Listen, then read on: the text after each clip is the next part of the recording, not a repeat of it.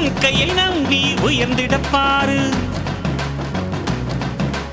உனக்கென எழுது ஒரு வரலாறு உனக்குள்ள சக்தி இருக்கு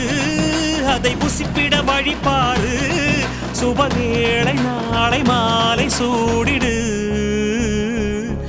அட எவனுக்கு என்ன குணம் எவனுக்கு என்ன பலம் கண்டதில்லை ஒருவருமே ஒரு விதைக்குள்ள அடைப்பட்ட ஆலமரம் கண்முடிக்கும் அதுவரை பொறுமனமே